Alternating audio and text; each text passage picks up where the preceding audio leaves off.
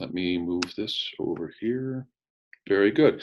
So as a reminder, when thinking about the structure for the didactic sessions for this cycle of echoes, I really wanted to focus on high yield topics. In other words, I wanted to focus on topics that are very much clearly related to disability and schizophrenia, and then give you guys some ways to think about them and to respond to them to try to lessen those burdens. So the overall goal is that we can become better at dealing with the hard things.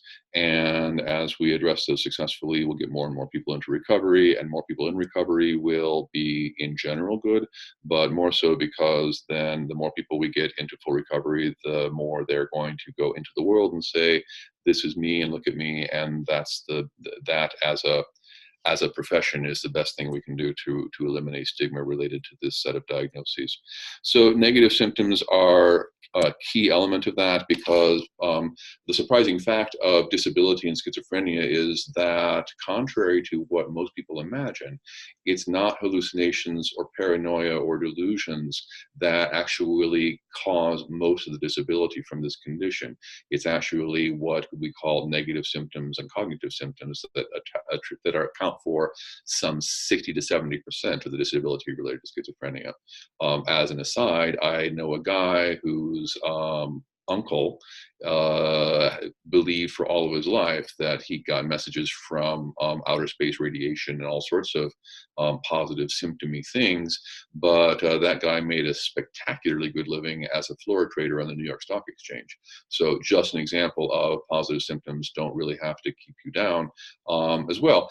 Not everybody with schizophrenia has a whole lot of negative symptoms, and not everybody with schizophrenia has a whole lot of cognitive burden. So it's not a global thing, but when they are there, they are problematic, and they're not symptoms that medications reliably address. So therefore, in a culture which prioritizes medication therapy, the field is left to imagine that we contend in vain against negative and cognitive symptoms. And that's unfortunate, because there's a lot we can do. So overall, as a reminder, if we want to help people with schizophrenia to avoid disability, both on an individual and as a population level, then we as a profession need to spend time attending to and responding to negative symptoms. We need to do things that don't make cognition worse. We need to prioritize physical health of our patients. We need to spend as much time talking with people about their strengths and their goals as we talk about their symptoms and their problems. We need to realize that an illness like schizophrenia affects multiple facets of living, and therefore treatment needs to be what I call aggressively multimodal, rather than focused on medications as the old school thought was. And for prescribers in the audience, once a person is well, we all need to have we did this routinely in the 1980s, and we need to do this again in 2020s. We need to just have as a default plan, when a person is better and has been better for some time, and that time usually is 6 months or more, then we need to begin a plan to find the lowest effective dose of their medicines and sort of minimize the medication burden. So that's just a general reprise of things to do. Let's focus in now specifically on the negative symptoms. My field, which I love and hate, has a habit of coming up with the worst names for everything and sticking with them despite them being awful. So I assert that calling something a negative symptom is inherently a downer, so we should probably find some better term for it, but this is what we've got.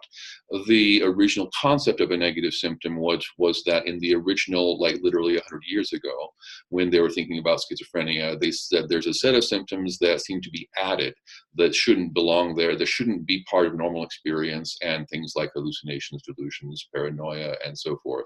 So those were called positive symptoms because they're added like a plus sign onto normal human experience. Conversely, then, there were negative symptoms. There were things that should be part of normal experience, like affective reactivity, engagement, motivation, and so forth, and those seem to be sapped away or taken out. So that's how the phrase negative symptom was developed. And then if you do any reading of research, you will find almost always they use a symptom measurement tool called PANS. PANS stands for Positive and Negative Symptom Scale. It's kind of the gold standard of measuring schizophrenia symptoms. The PANS evaluation includes positive symptom scores, negative symptom scores, and what they call general psychopathology scores. These are verbatim the negative symptoms defined in the PANS. So blunted affect, emotional withdrawal, poor rapport, difficulty in abstract thinking, lack of spontaneity, and stereotype thinking. So in the PANS interview, you ask things around these things, and then you score them on 1 to 7. The point is, this is the research definition and essentially the definition of what comprises the negative symptoms of schizophrenia. Look for a second at this. Affective blunting, emotional withdrawal, low motivation to engage things. I read this, and I've done like hundreds of PANS assessments. And when I first started doing this, I thought, what really is the difference between this and depression? You know, depression has appetite disturbance, sleep disturbance, and suicidal preoccupation. But everything else is, this looks like depression to me. So there is, the point next is that there is substantial overlap between negative symptoms of schizophrenia and what we call as a separate diagnosis, depression. So symptoms are overlapping. There's a thing called, they call it schizophrenia polygene. Large-scale genetic analysis of people with schizophrenia has revealed, get this, 108 different genes that confer risk above and beyond the average to developing schizophrenia. And about 30% of those 108 genes are actually found also in people with depression, as well as some higher number of those genes are found in people with bipolar disorder. So in fact, depression, bipolar, and schizophrenia have a lot of genetic overlap. And indeed, the drugs have been telling this all the time. I mean, anybody who, if you're like me, you know, drugs tell a story. And when we look at drug responses, the drugs are actually, in addition to trying to help us help patients get better, drugs also tell us a story about what's happening inside of a body. And, you know, people with depression that never have psychosis nonetheless have higher rates of response when you add a so-called antipsychotic medication. People with bipolar disorder have actually almost as good response to a so-called antipsychotic medication as they have to a so-called mood stabilizer in the treatment of acute manias. And I'll tell you in a second, people with schizophrenia who have a so-called antipsychotic medication and take a so-called antidepressant medication have better results from that. I also say drugs don't know what they're supposed to do. We just put them in boxes, and then they laugh at us and tell us how narrow-minded we are. But so there is substantial overlap between negative symptoms and depression. And let's talk, well, I'm going to come back to the drugs, to the antidepressant thing, but the next thing is, this is the hidden secret, in my view, of negative symptoms. I never learned this in my entire psychiatric residency. And I talk to a lot of residents, and they don't know this. So I assume it's not widely disseminated knowledge. So here, perhaps for the first time, I want to tell you that negative symptoms can be thought of as existing in primary and secondary forms. There are two types of negative symptoms. The primary ones are thought to arise as a consequence of the illness itself, the wiring, the neurotransmitters, the whatever. And so that's like built into the illness. And unfortunately, we know very little about what causes that facet of schizophrenia. So we can try to treat this with medications, but we don't really have a strong biological rationale to guide that practice. Secondary symptoms, however, are deriving from the illness or the treatment of the illness. And so secondary symptoms, we actually have pretty good ideas about the causes. And because we have a pretty good idea about the causes, we can actually do stuff about it. So stealing from my future thunder in this lecture, medications, when given at too high of a dose, can cause withdrawal and malaise, and they can cause secondary negative symptoms. So let me say that again. A psychiatrist and a pharmacologist is telling this audience that the antipsychotic medications can actually cause symptoms that we think of as part of schizophrenia. It's true. So, and we can do something about that. We can lower the dose. We'll come back to that. So secondary symptoms are a high yield topic because they're actionable. So going back to a mix of between a primary, I don't know actually how this fits into whether this is primary or secondary, but I like this psychological theories of negative symptoms because they make a lot of sense and they're actionable, and data supports that they're valid. When you act on these theories, people get better. Turns out that on average, not everybody with schizophrenia, but on average, people with a diagnosis of schizophrenia at, say, age 25 will have had, below average grades in high school, will have had difficulties in social interactions. So this is thought to represent the early prodrome or just brain development. They also have psychological tendencies toward introversion and toward a self-critical assessment. So this is just sort of how they roll. Again, on average, not everybody's like this, but assuming that this is the high school version of me, a kid who struggles in academics and doesn't make a lot of friends because I'm a little bit socially awkward, and I tend to blame myself for it, and have this sort of default to I'm a failure and things don't work for me. Now imagine that I've turned 21 and I have hallucinations and the whole gamut, and then everybody runs away from me because I have schizophrenia and I internalize that as well. What does that do to my baseline? Now I'm totally screwed and everything is screwed, and it's even more difficult to have successful social interactions and even more difficult to have successful academic engagements. So I then reamp that self-criticism, and my protective technique is to become withdrawn. And as I withdraw, I get less stimulation from the outside world, so then my affective range goes down and so forth. That theory is actually sort of enunciated here in this quote from Pat Deegan, who is a PhD level person who also has schizophrenia. So she describes withdrawal was an easier course in engagement when she was symptomatic. And again, brilliant, because we can do stuff about that.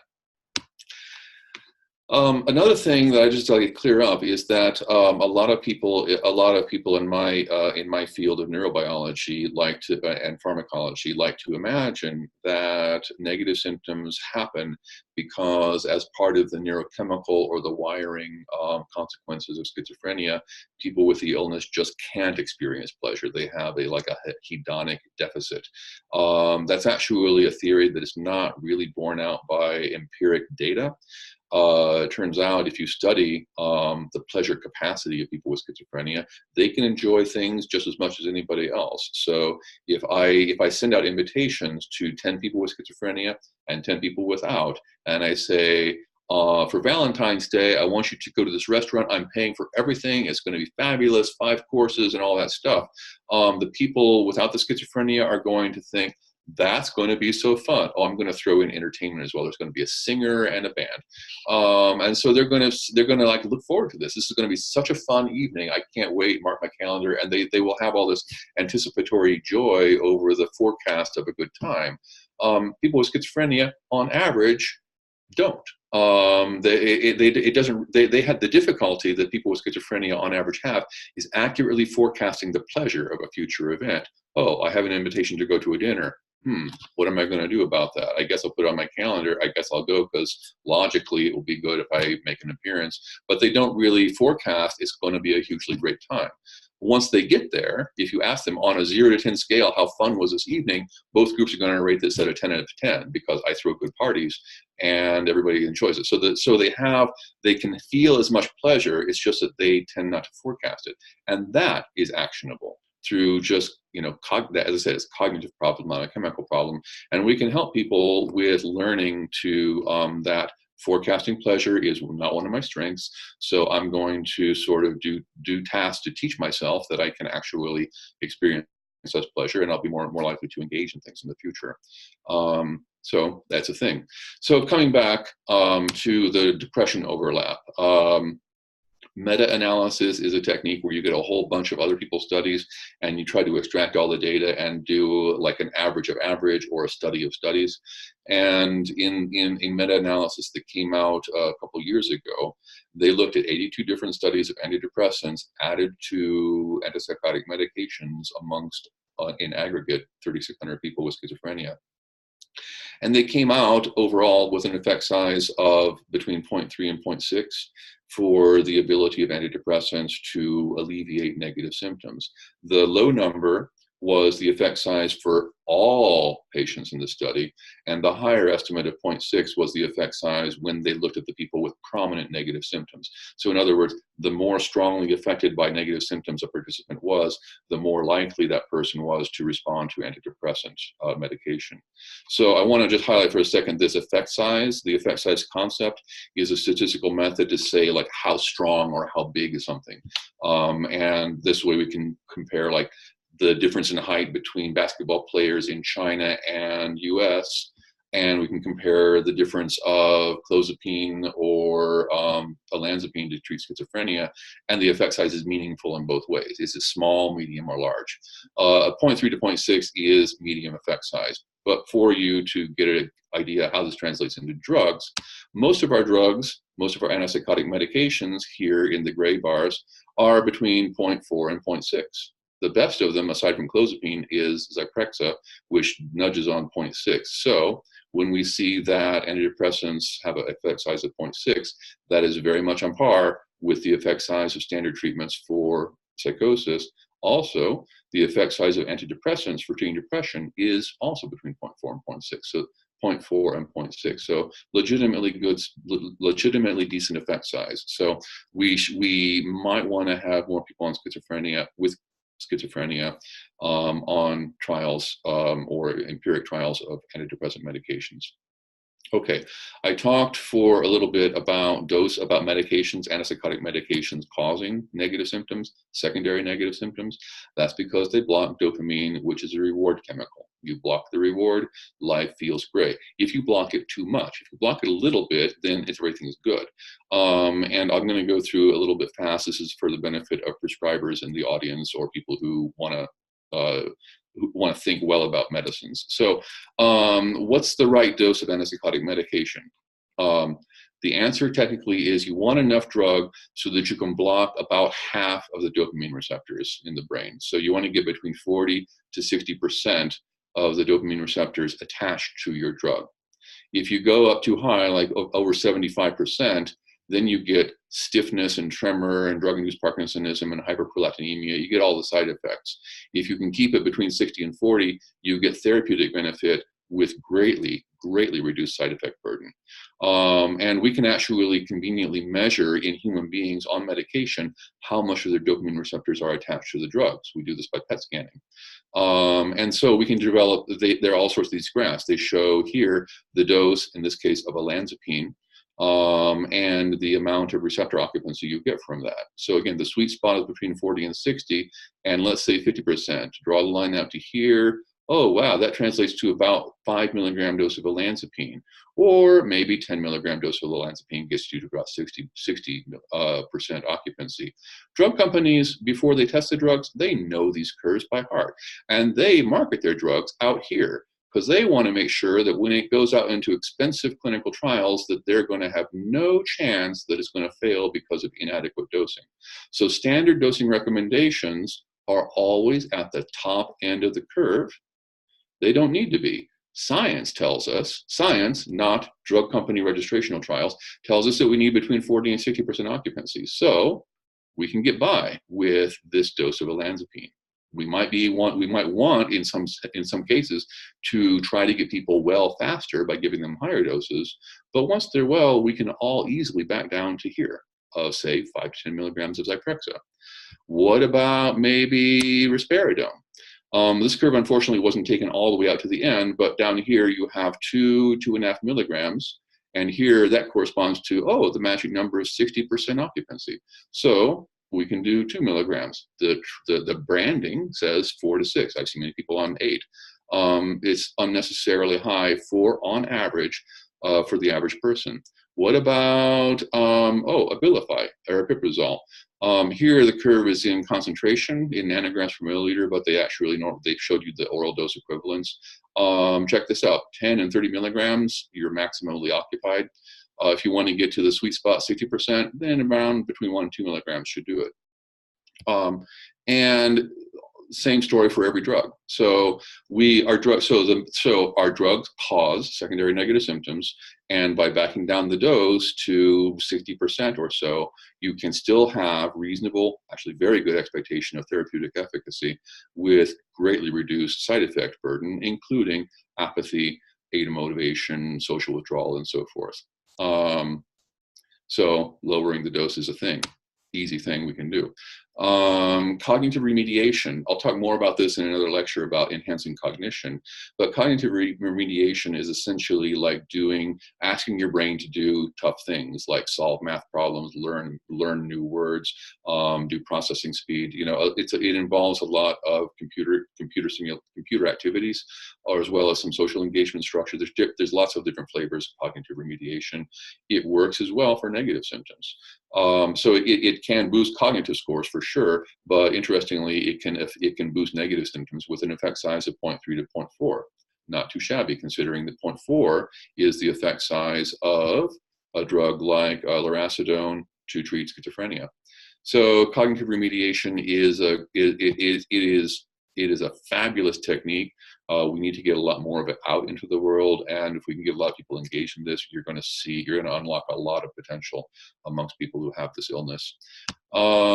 And then to address this forecasting deficit, like I don't expect good things. You can train that. You can do things. You can do behavior activation, just getting people out there. I like to call it deliberate cultivation of positive experience. One study where people were just directed to practice a mental exercise where they had generated positive emotional experience resulted in a 1.7 effect size, a massive effect size. With limitation, it was a small study, but still, that was enormous. That was better than any pharmacological intervention can do. Speaking of better than any pharmacological intervention, a psychiatrist I know wrote that she had a patient that had struggled for many years, had not gotten better with no matter what, including clozapine. And a case manager noticed that this patient had an interest in singing, and with great encouragement from case manager, you should apply for this entertainment event, this talent show that the local NAMI is going to be running. And so the patient did, and she sang at this show, and everybody loved her, and she got so much positive feedback that it actually shifted her appraisal for herself. And as the psychiatrist wrote, this lady is better than anybody could have ever imagined, and it was because of addressing hedonic forecasting, which had knock-on effects to self-image and self-approval and ability and willingness to engage other things. So we can do actually a lot more for negative symptoms through non-pharmacological means than we can otherwise. So the summary of all this is how to treat negative symptoms: less medication, except for antidepressants, which give them a try, and more action. So less meds, more action. That's I did it by 10:30. So